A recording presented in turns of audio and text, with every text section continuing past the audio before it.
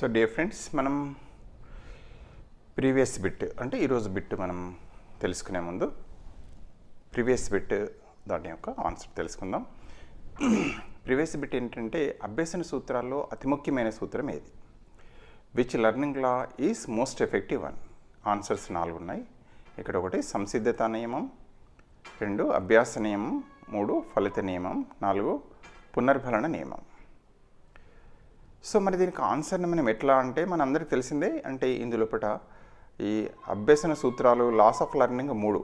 ఇది law of readiness, law of practice, law of effect. ఇక దాని ఆధారంగా మనకేంది అంటే ఈ పునర్బలన నియమం అనేది మనకు ఇది రాంగ్ ఆన్సర్ అనేది తెలుసు. సో దాన్ని ఎలిమినేట్ చేయడం కోసం ఇది సాంప్రదాయక నిబంధనానికి సంబంధించింది. సో ఇది మామూలుగా లాస్ ఆఫ్ లెర్నింగ్గా మనకు 3 అనేటివి తెలుసు. 1 సంసిద్ధత నియమం, 2 అభ్యాస నియమం, 3 ఫలిత నియమం. మరి ఈ మూడింట్లో ఏది సంసిద్ధత నియమమా, అదేవిధంగా అభ్యాస నియమమా, లేదా ఫలిత నియమమా? అంటే దీనికి కొంచెం అనలైజ్ చేసుకోవాలి. ఆన్సర్ అనేది డైరెక్ట్ స్ట్రేట్ ఫార్వర్డ్గా అన్నీ కరెక్టే అనిపిస్తుంది. ఎందుకంటే సంసిద్ధత నియమం అని చాలామంది ఆన్సర్ పెట్టడం అనేది జరిగింది, కొందరు అభ్యాస నియమం చేయడం జరిగింది. దీనికి ఒక్కసారి మనం ఏం చేద్దామంటే ఈ యొక్క టార్నడైకి ఎక్స్పెరిమెంట్కి వెళ్దాం. ఆయన ఏం చేశాడంటే పిల్లితోటి ప్రయోగం చేశాడు కదా. పిల్లితోటి ప్రయోగం చేస్తే అక్కడ ఏం చేశాడంటే బయట ఆహారాన్ని పెట్టాడు. అంటే అది ఎందుకోసం ప్రయత్నం చేసింది? తనకేమో ఆకలి అవుతుంది, ఆహారాన్ని చేరుకోవాలి. కాబట్టి ఏం చేసింది? ఆకలి కావడం అనేది మామూలుగా ఒక రకంగా సంసిద్ధత అని పేర్కోవచ్చు. అదేవిధంగా ఆకలిని తీరాలి అంటే ఆహారం బయట ఉంది, అందుకని ఏం చేసిందంటే అనేక ప్రయత్నాలు చేసి ఆహారాన్ని చేరుకోవడం అనేది జరిగింది. అవునా కదా? మీటను నొక్కితే తలుపు తెరుచుకుంటుందన్న విషయం తెలిసింది. ఒకవేళ కనుక మనం అనుకుందాం ఎక్స్పెరిమెంట్లో ఒక ఆకలేస్తున్న పిల్లిని వేసాము, కానీ బయట ఆహారం లేదనుకుందాం. ఫర్ ఎగ్జాంపుల్ ఆహారం అనేది ఏం పెట్టలేదు. మరి అది మీటను నొక్కడం అనేది తెలుసుకుంటుందా? కనెక్షనిజం అంటే మీటను నొక్కితే తలుపు తెరుచుకుంటుంది అన్న విషయం అనేది తెలుసుకోవడం అనేది జరుగుతుంది. ఒక్కసారి మనం ఆలోచిద్దాం. అంటే ప్రయత్నాలు చేస్తుందా? అంటే సంసిద్ధత ఉంది, ఆకలిస్తుంది, అదేవిధంగా దానికి బయటనేమో ఆహారం లేదు. మరి అప్పుడు అది బయటకు వెళ్ళడం, ఆ మీటను నొక్కడం అనేది నేర్చుకుంటుందా అంటే ఇక్కడ నేర్చుకునే అవకాశం అనేది అక్కడ కనిపించదు. అంటే మరి ఫస్ట్ మళ్ళీ బ్యాక్ వచ్చినట్టయితే మళ్ళొకసారి అదే దాన్ని ఎక్స్పెరిమెంట్లు అయితే తర్వాత మళ్ళీ బయట ఆహారం పెడతాం. ఆహారం పెట్టిన తర్వాత అప్పుడు మనం ఏం చేద్దామంటే మళ్ళీ ఆకలేస్తున్న పిల్లిని కనుక బోన్లో వేసి చూస్తే ఏమైతే దానికి ఆహారం కనబడుతుంది కాబట్టి ఆకలేమో వేస్తుంది, ఆహారం కనిపిస్తుంది. కాబట్టి తప్పనిసరిగా అనేక ప్రయత్నాలు చేస్తుంది.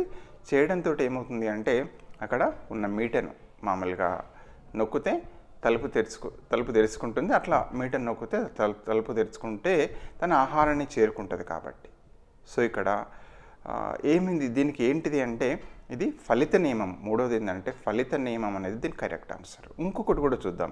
ప్రజెంట్గా ఇప్పుడు మనం డిఎస్సి మీరు ప్రిపేర్ అవుతున్నారు, చాలామంది మోటివేషన్ ఉంది, ప్రిపేర్ అవుతున్నారు, నెంబర్ ఆఫ్ టైమ్స్ ఎగ్జామ్స్ రాస్తున్నారు. కానీ డిఎస్సి ఎప్పుడు పెడతారో మనకు తెలుస్తలేదు. ఇప్పుడు ఆల్మోస్ట్ ఏమైంది అంటే చాలామంది కూడా సార్ ఎప్పుడు పెడతారు సార్, మాకు అంత మోటివేషన్ వస్తలేదు సార్, ఇప్పుడు కొంచెం చదవాలనిపిస్తలేదు సార్, కొంచెము అంటే మొదలున్నంత ఇప్పుడు లేదు సార్ అని చెప్తున్నారు. మరి దీనికి కారణం ఏంటి చూడండి, ఫలితం. మనం ఇంత చదవడం వల్ల డిఎస్సి పెడితేనే కదా, అవునా కాదా? డిఎస్సి వస్తేనే కదా దానికి ఫలితం అనేది. లేకపోతే ఏమవుతుంది, సంసిద్ధత ఉన్నా కూడా మనం ఏంటంటే సంసిద్ధత ఉంది, ప్రాక్టీస్ కూడా ఉంది, కానీ ఫలితం లేకపోతే మామూలుగా అది అంత ఎఫెక్టివ్గా ఉండదు. అందుకే ఈ 3 నియమాల్లో సంసిద్ధతా నియమం, అభ్యాస నియమం, ఫలిత నియమం. అంటే అభ్యాసం అంటే లెర్నింగ్ ఎప్పుడు జరుగుతుంది అంటే ఫలితం అనేది చాలా ఇంపార్టెంట్. ఇది చేస్తే నాకు లాభం అవుతుంది, ఇది వస్తుంది అనుకున్నప్పుడే, లేదా నా అవసరం తీరుతా అనుకున్నప్పుడు మాత్రమే ఈ యొక్క అభ్యసనం అనేది జరుగుతుంది. సో దయచేసి ఇది మనం ఇట్లా రీజనింగ్ అనేది చూసుకోవాలి. ప్రీవియస్ పాత పుస్తకాల్లో కూడా డైరెక్ట్గా ఇచ్చారు, కానీ ఇది ఇంపార్టెంట్ ఆన్సర్ ఏంటి అంటే ఫలిత నియమం. దయచేసి తప్పనిసరిగా ఈ యొక్క ఆన్సర్ను మళ్ళీ, ఎందుకంటే కొన్ని అనలైజ్ చేసుకొని ఆన్సర్ ఇవ్వాల్సి వస్తుంది, మీ అందరికీ తెలిసిందే. అదే రకంగా ఇంగ్లీష్లో కూడా ఒకసారి చూద్దాం. Which learning law is most effective on law of readiness, law of practice, law of reinforcement. So we can elimination in the process, we can remove the law of reinforcement. ఎందుకంటే this is belongs to the classical conditioning. Learning laws are 3 only according to Thorndike, which developed. One is law of readiness, second one is law of practice, third one is law of effect. In the 3 laws, which one is the most effective, most important? So that is the very important, we have to think. So if we see in generally we are thinking law of readiness might be correct answer, we will think in generally.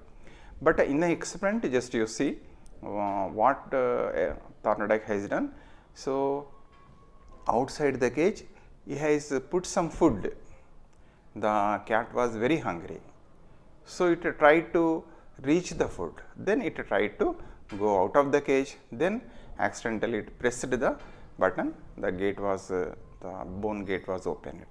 It reached. So gradually it learned. If it presses the button, then automatically the bone door will be opened. It can reach the food. Just you think that if there is no food outside the cage, what might be happened? Whether it will be tried, whether it is learnt, if it pushes the button, the gate will be opened. It is very okay.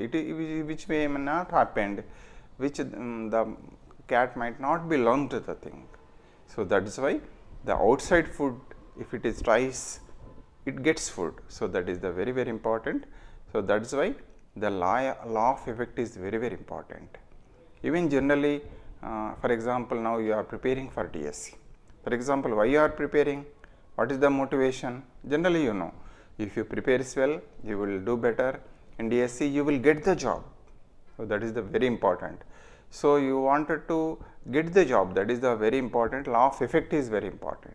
So which is giving motivation? You are practicing. You are try to learn all the things. Okay. So this is the thing. So that's why law of effect is most important. That is why in the application also we will say, మనం ఏమంటామంటే పిల్లలకి ఏంటి అంటే ఫలిత నియమం అనేది చాలా important. హ్యాపీనెస్గా ఉండాలి, సంతోషదాయకంగా ఉండాలి, సాధించాము అని అది కలగాలి. అదేవిధంగా అందుకే మనం ఏం చేస్తాం, పిల్లలు ఏదైనా అచీవ్ చేసినప్పుడు మనం వెరీ గుడ్ అని అప్రిషియేట్ చేస్తాం, గుడ్ అని రాస్తాం. సో ఫలిత నియమం అనేది చాలా చాలా ఇంపార్టెంట్. ఇది మనం ప్రీవియస్ బిట్కి సంబంధించిన ఆన్సర్. సో ఈరోజు బిట్కి వెళ్దాం. దయచేసి ఈరోజు ఇంకొక ముఖ్యమైన బిట్ మనం సైకాలజీలో. సో చూడండి ఆ బిట్ చూద్దాం. ప్రయోక్త ఆధీనంలో ఉండే చరం ఏది?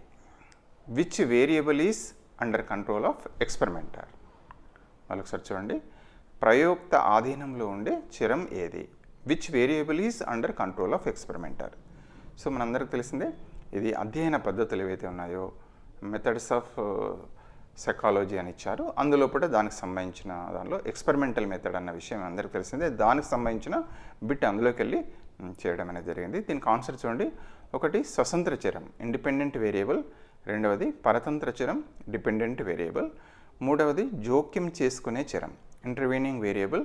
ఫోర్త్ ఆన్సర్ స్వతంత్ర చరం మరియు పరితంత్ర చరం, independent and dependent variable. So దయచేసి మళ్ళీ ఒకసారి క్వశ్చన్ వేసేటప్పుడు మీరు త్వరపడాల్సిన అవసరం లేదు, థింక్ చేయండి, మీరు అనలైజ్ చేసుకొని దయచేసి ఆన్సర్ ఇవ్వండి. మళ్ళీ ఒకసారి రిపీట్ చేస్తున్నాను. Which variable is under control of experimenter? ప్రయోక్త ఆధీనంలో ఉండే చరం ఏది? ఒకటి స్వతంత్ర చరం, ఇండిపెండెంట్ వేరియబుల్. రెండవది పరతంత్ర చరం, డిపెండెంట్ వేరియబుల్. మూడవది జోక్యం చేసుకునే చరం, ఇంటర్వీనింగ్ వేరియబుల్. అదేవిధంగా ఫోర్త్ వన్ స్వతంత్ర చరం మరియు పరతంత్ర చరం, independent and dependent variables. So దీనికి ఆన్సర్ ఏదో దయచేసి మీరు కామెంట్ బాక్స్లో పెట్టండి. సో దయచేసి మనకేంటి అంటే నెక్స్ట్ వీడియోలో మనం దీనికి ఆన్సర్ తెలుసుకున్నాకనే మళ్ళీ కొత్త ప్రశ్నకు వెళ్తామన్న విషయం మీ అందరికీ తెలిసిందే. సో చాలామంది మిత్రులు ఈ యొక్క డైలీ బిట్స్ సైకాలజీ పెడగాజీలో పాల్గొంటున్నారు. వాళ్ళందరికీ హృదయపూర్వక అభినందనలు. తప్పనిసరిగా మనకి ఏంటంటే it is a practice bit. దయచేసి ఎలా వస్తుంది క్వశ్చన్ అనేది మనకు తెలిసినట్టయితే, అదే క్వశ్చన్ రాకపోవచ్చు బట్ క్వశ్చన్ ప్యాటర్న్ అనేది మనకు తెలుస్తుందన్న విషయం మనందరికీ తెలిసిందే. వన్స్ అగైన్ మీ అందరికీ హృదయపూర్వక ధన్యవాదాలు తెలియజేస్తూ పార్టిసిపేట్ అవుతున్నందుకు థ్యాంక్ యూ వెరీ మచ్.